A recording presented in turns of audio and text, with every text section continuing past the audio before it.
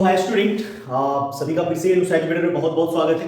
और जैसा कि आज हम स्क्वायर एंड स्क्वायर रूट जो है वो शुरू करने जा रहे हैं क्लास 8 के लिए। इंपॉर्टेंट चैप्टर है, क्लास 8 के लिए तो है ही, बट ये बेसिक मैथमेटिक्स का एक बड़ा ही इंपॉर्टेंट पार्ट है।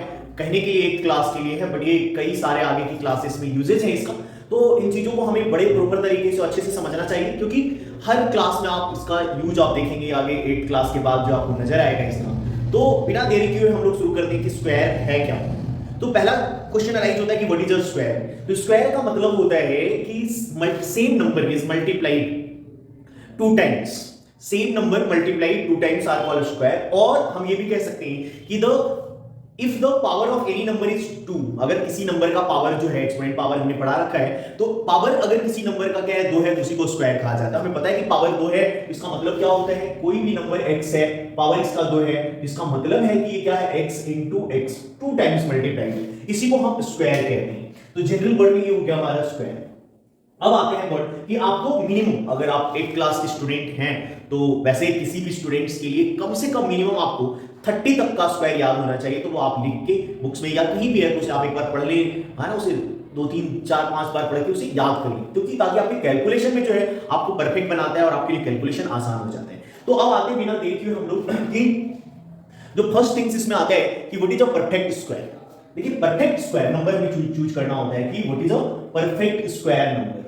तो देखिए परफेक्ट स्क्वायर क्या होता है, कोई भी नंबर है, जैसे मैं आपको कह दूं कि 20 या 200, क्या 200 एक परफेक्ट स्क्वायर नंबर है? तो नहीं है। क्यों नहीं है? परफेक्ट स्क्वायर हम उसी को कहेंगे जो क्या है, सेम नंबर का पेयर बनाता हो। जैसे आप देख लीजिए, हम 2 से आप इसको डिवाइड कर रहे हो क्या हो रहा है 100, फिर 2 से डिवाइड कर रहे कितना हो गया ये 50, फिर 2 से डिवाइड कर रहे तो क्या हो रहा है यहाँ पे 25, फिर 5 से डिवाइड कर रहे तो कितना हो रहा है ये 5, और फिर 5 से डिवाइड कर रहे तो कंप्लीटली डिवाइड हो गई। इसको कहते हैं फैक्टराइजेशन। तो आप देखेंगे कि पेयर जो है, जो भी नंबर है उसका पेयर बनना चाहिए, तभी वो स्क्वायर कहने का मतलब कि 2 बार मल्टीप्लाई करके देखिए 5, तो 2 का पेयर बन रहा है, 5 का पेयर बन रहा है, बट 8 2 जो है ना, 8 2 जो है वो एक्स्ट्रा आ जा रहा है इसमें।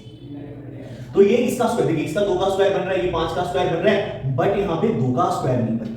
तो जब ये 2 का स्क्वायर नहीं बन रहा है तो ये क्या है, कंप्लीट स्क्वायर नहीं है। लेकिन मान लीजिए कि ये 2 का भी स्क्वायर अगर बन जाए, है ना, 2 का भी स्क्वायर बन जाए, इसका मतलब है कि 2 और हो जाएगा, यानी कि अगर 2 आप 200 मल्टीप्लाई कर दो कितना हो गया 400, यानी 400 जो है क्या है आपका परफेक्ट स्क्वायर नंबर है। अगर दूसरे शब्दों में आप समझ सकते हैं तो 400 एक परफेक्ट स्क्वायर यानी क्या है 20 into 20, सेम नंबर है। ये भी आप लिख सकते हैं कि क्या है 20 का स्क्वायर, ये परफेक्ट स्क्वायर नंबर। लेकिन इस तरह का कोई नंबर 30 हमने लिया तो नहीं है ऐसा, क्योंकि 30 को फैक्टराइज करेंगे तो 2 into 3 into 5 बन रहा है, अब ये तो किसी का भी नहीं बन रहा है, तो इसलिए जो क्या है ये परफेक्ट स्क्वायर नंबर नहीं है। लेकिन अगर हम 25 लेते हैं तो क्या हो रहा है यहाँ पे 5 into 5, ये क्या हो रहा है 5 का स्क्वायर बन रहा है, यानी ये क्या है परफेक्ट स्क्वायर नंबर है। तो क्लियर हो रहा होगा कि परफेक्ट स्क्वायर नंबर किसे कहते हैं। हमें बड़े से बड़े नंबर को चेक करना है तो हम फैक्टराइज करके, जैसे अभी हमने फैक्टराइज किया उसी तरीके से हम चेक कर सकते हैं। जैसे मान लीजिए कि आपके पास 6504, और इसे चेक करने के परफेक्ट स्क्वायर है या नहीं, तो 2 से डिवाइड करेंगे आपको ये कितना हो जाएगा 31752, अगेन 2 से डिवाइड करेंगे तो कितना हो जाएगा 15 8 7 और 6, फिर 2 से डिवाइड करेंगे आपको कितना हो जाएगा 7 9 और 3 8, फिर 2 से डिवाइड करेंगे कितना हो जाएगा 3 9 6 9, अब ये 3 से डिवाइड होगा तो 1 3 2 3, अगेन 3 से डिवाइड हो जाएगा 4 3 12 4 3 12 4 4, अब ये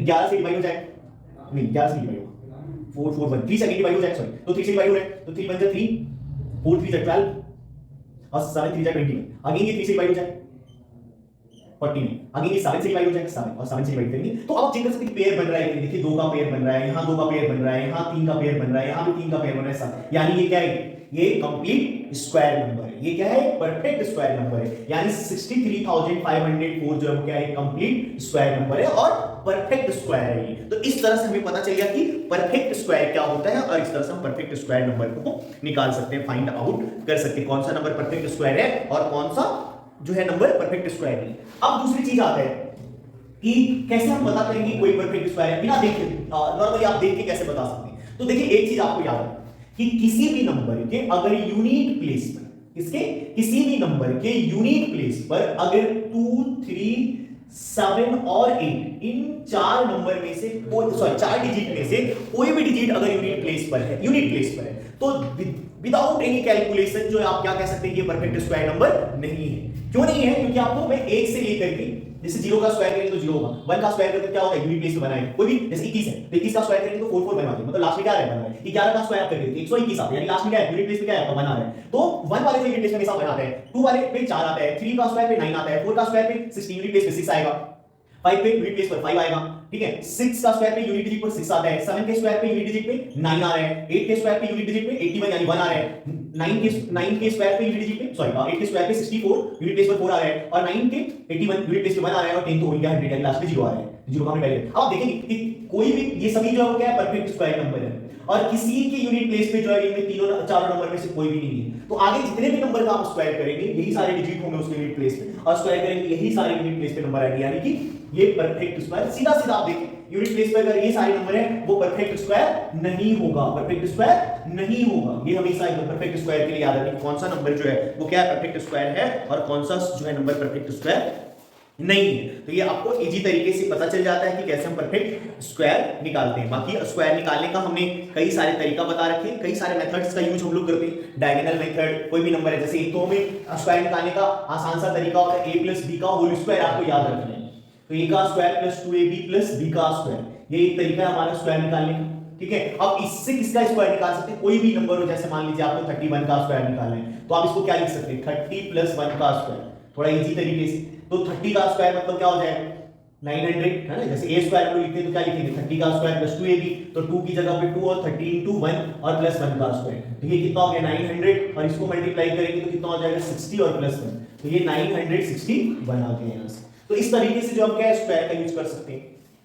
इसके अलावा स्क्वायर निकालने का जो आसान सा एक और मेथड है वो है आपका इसी का मेथड का यूज करके कॉलम मेथड हम लोग कहते हैं, ये बोलते हैं इसको कॉलम मेथड। तो कॉलम मेथड में स्क्वायर निकाल सकते हैं, यहां से कोई भी नंबर होगा स्क्वायर निकालने के लिए, खास करके 2 डिजिट के नंबर, मान लीजिए आपका 84 है तो अभी तो हमने फार्मूला लिखा था a + b का, और उसका इसी का यूज करना है। एक कॉलम a स्क्वायर लिखना है, दूसरे कॉलम में 2ab लिखना है, और तीसरे कॉलम में b स्क्वायर लिखना है। और यहां पे जो दो डिजिट है आपका, जैसे 84 हमने लिया है तो 84 में पहले डिजिट को हमें a मान लेना, b मान लेना है, और ये a मान लेना है, तो एक a हो गया और एक b हो गया।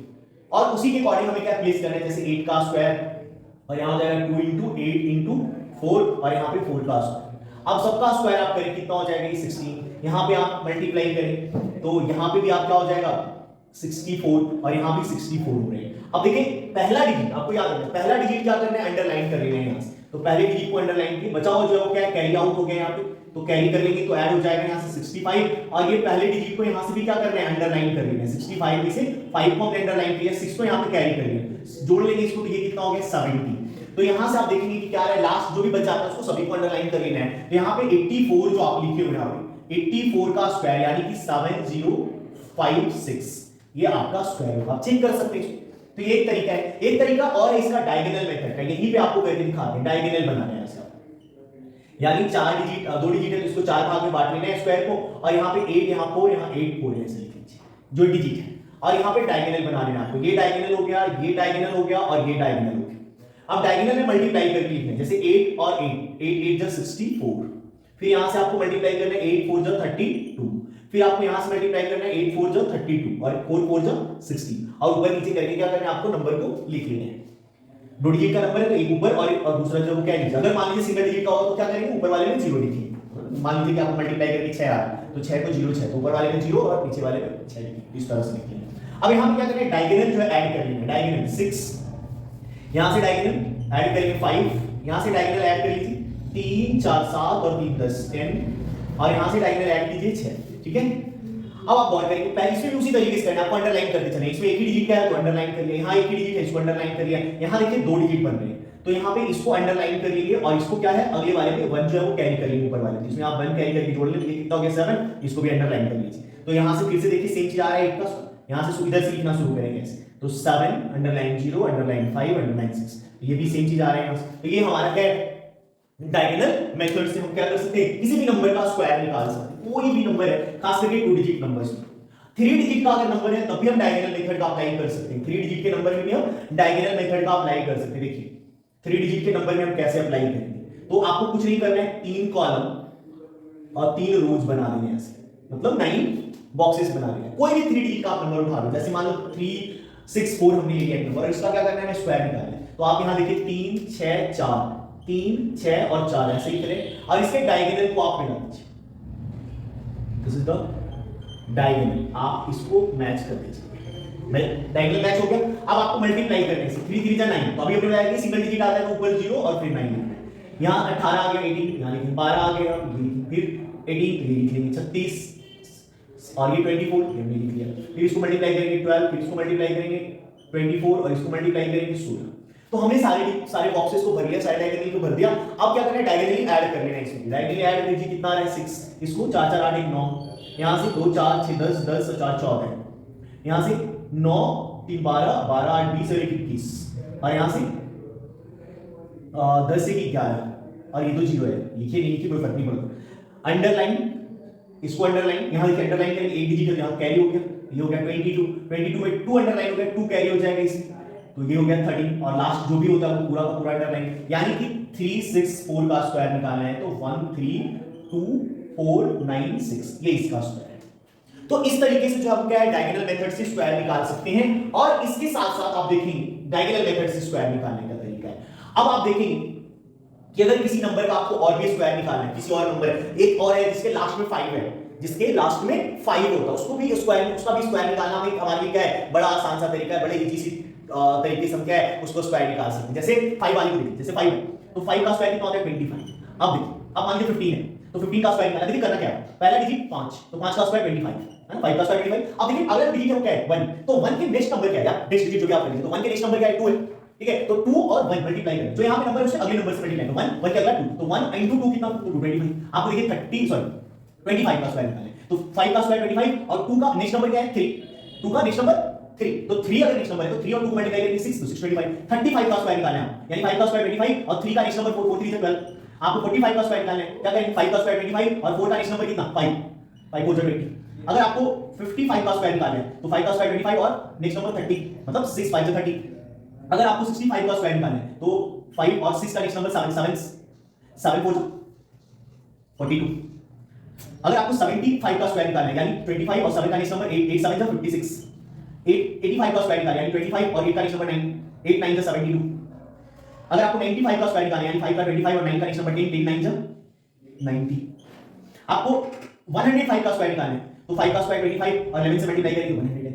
तो वैसे करके आप जितना भी आगे निकाल सकते हैं, ठीक है, जहां तक आपको टेबल याद है। तो ये हमारे 5 वाले स्क्वायर निकालने का तरीका है, कैसे आप 5 के स्क्वायर को 5 के स्क्वायर कैसे निकाल सकते हैं, जिसके यूनिट प्लेस पे 5 है उसके स्क्वायर निकालने का तरीका है। तो ये है, और अगले क्लास में हम लेके आएंगे स्क्वायर रूट फाइंड आउट करके स्क्वायर कैसे निकाल सकते हैं, जिसके यूनिट प्लेस पे 5 है उसके स्क्वायर निकालने का तरीका है। तो ये है, और अगले क्लास में हम लेके आएंगे स्क्वायर रूट फाइंड आउट करने का तरीका कि कैसे हम स्क्वायर रूट फाइंड आउट कर सकते हैं। कुछ और भी स्क्वायर पैटर्न, एक पैटर्न वाला है, पैटर्न वाले में भी आप देख सकते हैं जिसमें 1 1 वगैरह आता है। देखिए पैटर्न वाले में एक है आपका 11 का स्क्वायर, आपको पता है कितना होता है 1 2 1, ट्रिपल 1 का स्क्वायर। अब देखिए ट्रिपल 1 के स्क्वायर में आपको कुछ नहीं करना है, क्या करना है, यहां से टेबल लिखना है, जैसे 1 2 3 2 1, समझना पैटर्न को समझिए। 3 है इधर से 1 2 3, अब देखिए 1 2 3 4 यानी 1111 का स्क्वायर निकालना है। क्या करेंगे, यहां से पैटर्न है, ये सारे पैटर्न है, आप इसको समझते चलिए, बिल्कुल आसान सा पैटर्न है। क्या लिखना है आपको 1 2 3 4, गौर कीजिए 1 2 3 4 है, कौन 1 2 3 4 यहां लिखा, और फिर डिक्रीज करते जाना है आपको 3 2 1, पैटर्न समझिए 1 2 3 4 5 बार 1 का स्क्वायर करना है आपको।